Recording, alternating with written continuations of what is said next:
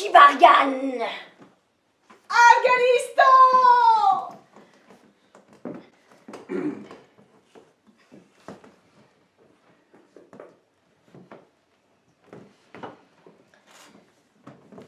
Et c'est sur cette route que Christina essaya de m'enseigner le double débrayage.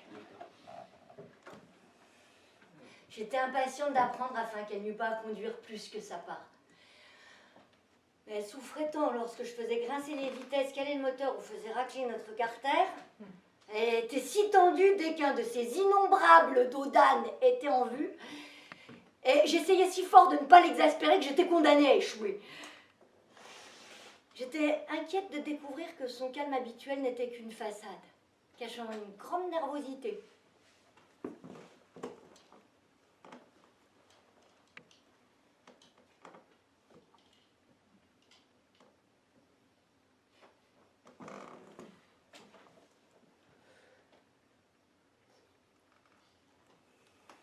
Sur la route de Mémeneux, nous discutâmes d'un sujet sur lequel nous ne savions pas grand-chose.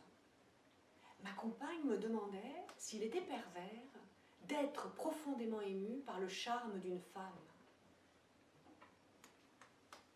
Ma réponse devait être étudiée car la question plongeait ses racines dans toutes les ramifications de la vie de Christina.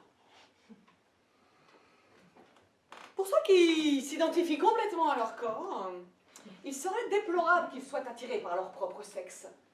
Certaines lois physiologiques étant ignorées, la première conséquence serait une profonde frustration, bientôt suivie sur le plan mental, d'un déséquilibre ou d'une certaine morbidité.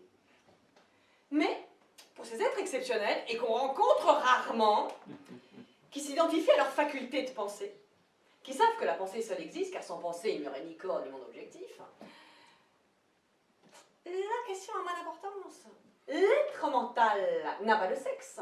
Ou plutôt, il comprend les deux sexes, alternativement ou simultanément.